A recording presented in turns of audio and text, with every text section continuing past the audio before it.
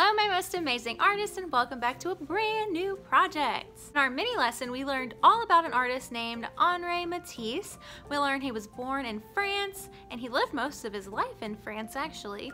He was a part of an art movement called Fauvism, and he used really bold colors and thick paint strokes to create his awesome, beautiful artwork, which he later became famous for. Often showing up in his artwork was one thing, and that is goldfish. I think he was very attracted to the colors of goldfish, and he thought they were beautiful and stood out amongst other dull colors in his paintings, and I show you a lot of those in our mini lesson. So if you haven't watched that, definitely go watch it so you know exactly what I'm talking about right now. So this artwork is inspired by him, and the first step to creating our fishbowl is to make the water. So that's what we're going to do today using a resist painting technique. But to make the water for our fishbowl, we are going to need a few materials. You're going to need a piece of paper. I'm going to be using watercolor paint in today's video, but of course you can use markers, you can use crayons, colored pencils, whatever you have at home. No matter what material you use for your water, we are going to be using cool colors, and those are blue, purple, and green. If you are painting, you're going to need a paintbrush and a water cup and possibly a messy mat just to make sure our table doesn't get messy while we're painting. I'm going to be using a white oil pastel, but if you don't have oil pastels, then a white crayon will do the same thing. I'm so excited to get started on this project with you guys, but before we get started, let's go ahead and say our class mantra all together on the count of 3. 1, 2, 3.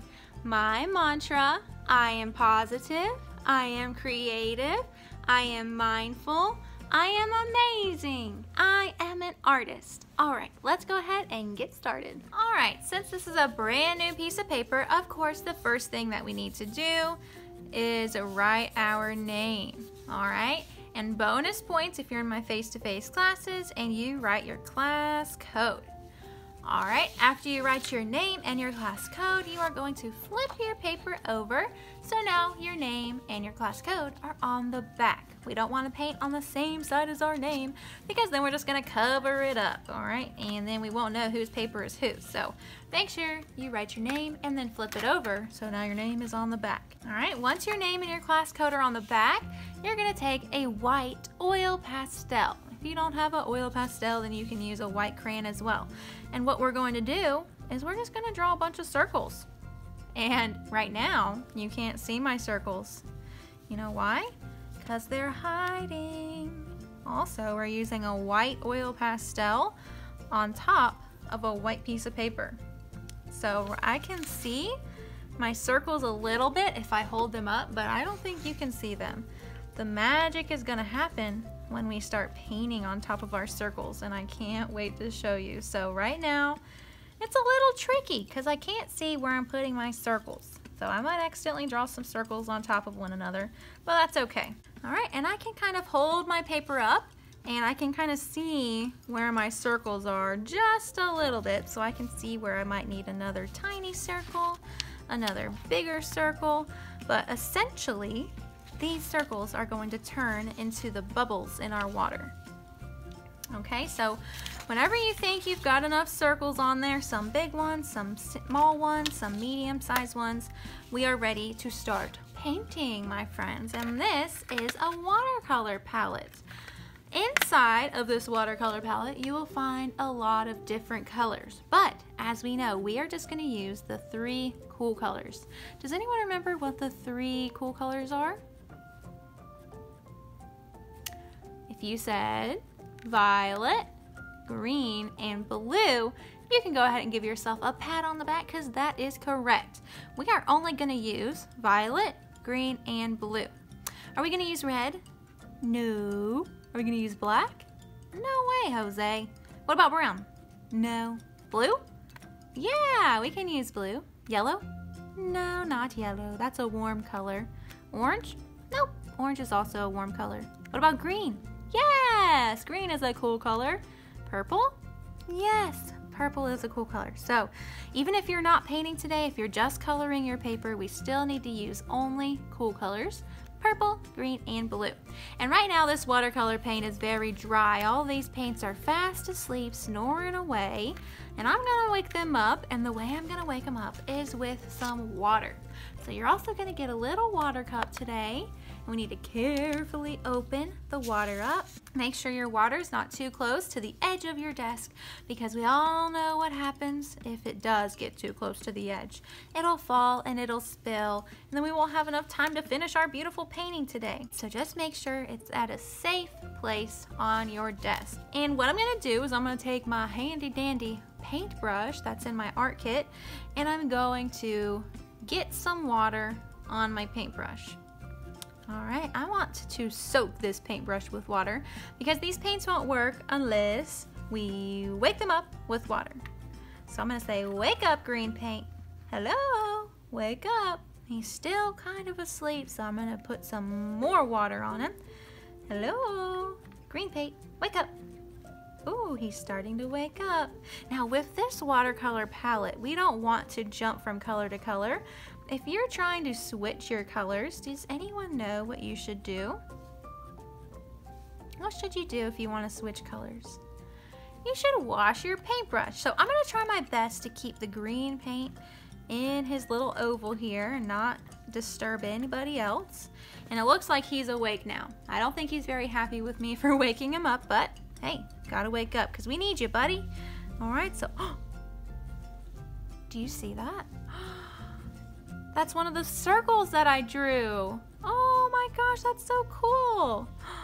This is called a resist painting. That's when we paint on top of crayon or oil pastel, and it resists that water. Because oil pastels have some oil in them, and oil and water do not mix. They actually repel each other. They get away from each other. So when I paint on top of this oil pastel, I can see that the water wants nothing to do with it. The oil pastel kind of pushes that water away, and that is so cool.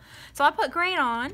Now I need to wake up my blue paint, because I want to use all three cool colors. I don't want to just use one cool color.